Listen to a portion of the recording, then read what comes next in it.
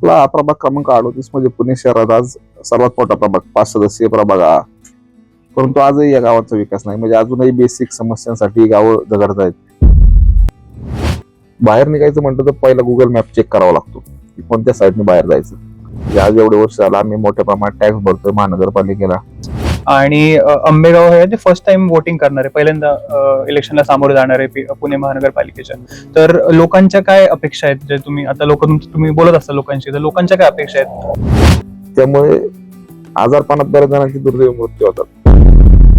आमच्या काही भागात अजून पाण्याचं नेटवर्कच नाहीये, म्हणजे लाईन्स डेव्हलप झालेल्या नाहीये.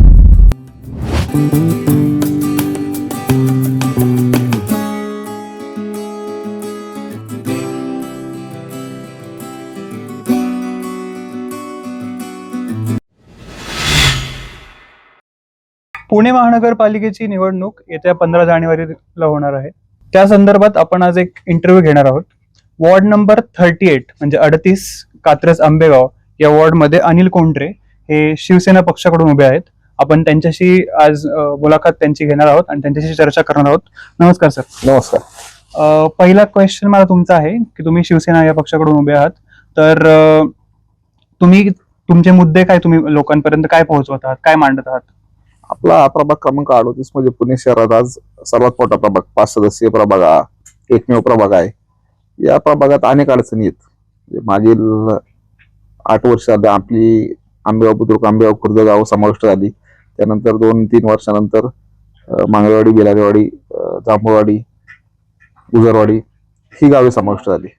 परंतु आजही या गावाचा विकास नाही. म्हणजे अजूनही बेसिक समस्यांसाठी गावं झगडत आहेत. पाणी, रस्ते, कचरा आणि डेव्हलपमेंटच्या गोष्टी आज या ठिकाणी कोणत्याच नाहीयेत.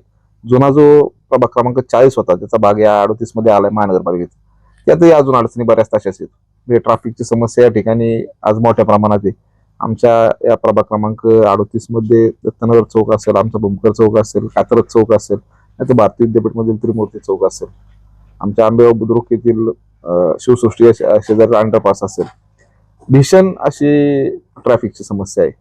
रोज संध्याकाळी जर आंबेगाव वासी असतील, दत्तनगर वासी असतील, आमचे भारतीय विद्यापीठ मधील नागरिक परिसर असतील, बाहेर निघायचं म्हटलं तर पहिला गुगल मॅप चेक करावा लागतो की कोणत्या साईडने बाहेर जायचं. आता ट्रॅफिकची समस्या एवढी मोठी की जर घरातून निघाला तर 1 तास ट्रॅफिक मध्ये अडकतो. म्हणजे पहिला दत्तनगर चौक ओलांडायलाच आपल्याला 1 तास जातो. पाण्याची समस्या आमच्या पूर्ण परिसराला आज मोठ्या प्रमाणात आहे. म्हणजे आज एवढे वर्ष झालं आम्ही मोठ्या प्रमाणात टॅक्स भरतोय महानगरपालिकेला, पण अजूनही पाणी मुबलक प्रमाणात मिळत नाही. आंबेगाव बुद्रुक गावठाण परिसराला दिवसाआड पाणी आहे. बाकीचा आंबेगाव सर्व नंबर 15-16चा आमच्या दबाडीचा परिसर असेल, सिंगल कॉलेजचा परिसर असेल, या भागात अजूनही पाण्याची व्यवस्था झालेली नाहीये. येणाऱ्या काळात आपल्याला त्या गोष्टी प्रामुख्याने सोडवाव्या लागतील. या भागाचा सुनियोजित विकास करावा लागेल. बेसिक गोष्टी संपल्याच्या नंतर आज आमच्या नागरिकांना डेव्हलपमेंटच्या इतरही गोष्टी पाहाव्या लागतील. म्हणजे आमच्याकडे आज मोठ्या प्रमाणात नागरीकरण झालेले आहे. मोठ्या संख्येने नागरिक या ठिकाणी राहतात. आज लहान मुलं मोठ्या प्रमाणात आहेत, पण त्या मुलांना खेळण्यासाठी प्लेग्राऊंड नाहीयेत. ज्येष्ठ नागरिक मोठ्या प्रमाणात आहेत, त्यांच्यासाठी गार्डन्स नाहीयेत, महिलांसाठी गार्डन्स नाहीयेत, योगा केंद्र नाहीयेत.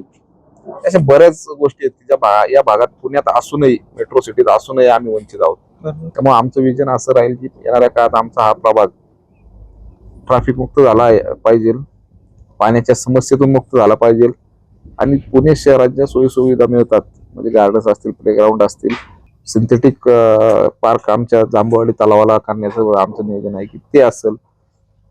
कात्रज तळ्याला लागून जो जॉगिंग ट्रॅक झालेला आहे त्या ठिकाणी आम्हाला सिंथेटिक ट्रॅक बनवायचा आहे.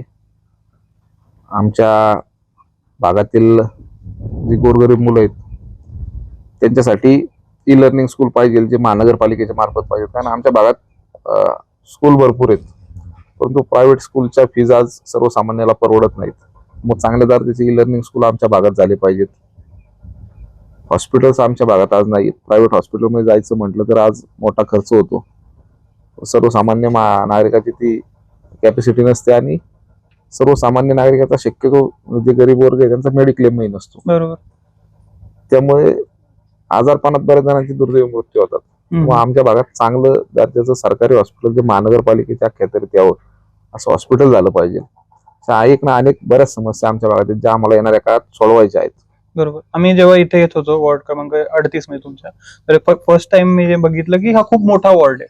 म्हणजे जसं तुम्ही म्हटलं की हा सगळ्यात मोठा वॉर्ड आहे या इलेक्शनसाठी 38. आणि आंबेगाव हे फर्स्ट टाइम वोटिंग करणार आहे, पहिल्यांदा इलेक्शनला सामोरे जाणार आहे पुणे महानगरपालिकेच्या.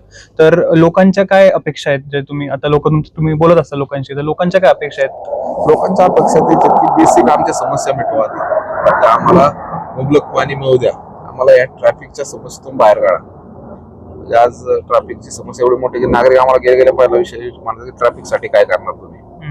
आम्ही त्यांना समजवतो जेव्हा आमच्या हातात जर सत्ता आली तर आम्ही डीपी रस्ते जे आपल्या भागातले ते लवकरात लवकर तयार करू, जेणेकरून आपल्या दत्तनगर चौकातला भार कमी होईल, लोक डिवाइड झाली की ट्रॅफिक कमी होईल. पाण्याची समस्या कशी करणार, आमच्या काही भागात अजून पाण्याचं नेटवर्कच नाहीये, म्हणजे लाईन्स डेव्हलप झालेल्या नाहीये, तर लाईन डेव्हलप झाल्या पाहिजेत.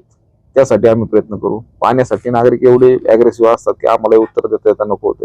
म्हणजे जे मागच्यांचं जे अपयश आहे त्याच्यामुळे आम्हालाही तिथं उत्तर देताना नको होते. पण येणाऱ्या काळात आपण ते नक्कीच पाण्याचे प्रश्न असतील, ट्रॅफिकचे प्रश्न असतील, लाईटची समस्या आमच्या परिसराला मोठ्या प्रमाणात भेडसावत होती, परंतु आपण निवडणुकीच्या अगोदरच त्याच्यावर उपाय काढला की ज्याला अल्टरनेटिव्ह आपण एक कनेक्टिव्हिटी दिली, जी लेकविष्टाच्या सबस्टेशनला पूर्वी नांदेड सिटीहून एकच कनेक्टिव्हिटी होती, आज काम चालू आहे. त्याला आता एक अल्टरनेटिव्ह कनेक्टिव्हिटी आपण पुण्यधाम कोंडवा या सबस्टेशनहून देतोय. त्यामुळं जरी नांदेड सिटीचा सप्लाय बंद झाला काही कारणाने, तरी आपल्याला अल्टरनेटिव्ह सप्लाय चालू राहिला आणि आमच्या भागाची लाईटची समस्या दूर केली. म्हणजे आम्ही निवडणुकीच्या अगोदर लाईटचं काम केलं, निवडणुकीच्या नंतर आम्हाला पाण्याचं काम करायचं. आमचा सर्वे नंबर 15-16चा आमचा भाग आहे, तिथे ऑलरेडी आम्ही लाईन डेव्हलप केलेत, ज्या लाईन कनेक्ट पण झाल्यात, ज्याचं आता वॉशआउटचं काम चालू आहे. म्हणजे आम्ही त्या भागाचा एक प्रश्न सोडवलेला आहे पाण्याचा निवडणुकीच्या अगोदर. फक्त येणाऱ्या काळात आम्हाला त्या भागात जास्तीत जास्त पाणी कसं देता येईल यासाठी आम्ही प्रयत्न करणार आहोत. आंबेगाव बुद्रुक गावठाण असेल, आंबेगाव खुर्द गावठाण असेल, या भागाला दिवसाळ पाणी पुरवठा होतोय, तो रोज कसा करता येईल यासाठी आम्ही प्रयत्न करणार आहोत. नागरिक एवढे अग्रेसिव्ह असतात पाण्यासाठी की आम्हाला तो प्रश्न प्रामुख्याने सोडवायचा आहे. तर तुम्ही आता आठवड्यात राहिला इलेक्शनला, तर नागरिकांचा प्रतिसाद कसा आहे तुमच्या एकदम कॅम्पेनला? अतिशय उत्तम प्रतिसाद आहे. आमचे 5 उमेदवार आहेत आणि आम्हाला खात्री आहे की आमचे 5च्या 5 उमेदवार मोठ्या मताधिक्याने विजयी होतील. आता आमच्याकडं शिंदे साहेबांचे आशीर्वाद आणि विजय बापू शिवतारे यांची दूरदृष्टी आहे, त्याच्यामुळे आमच्या लोकांचा नक्कीच आमचा विश्वास राहील आणि आमचे 5 उमेदवार मोठ्या मताधिक्याने विजयी होतील. धन्यवाद तुमचा टाइम दिल्याबद्दल, आणि आम्ही तुम्हाला खूप खूप शुभेच्छा देतो की तुम्ही निवडून यावं. थँक्यू.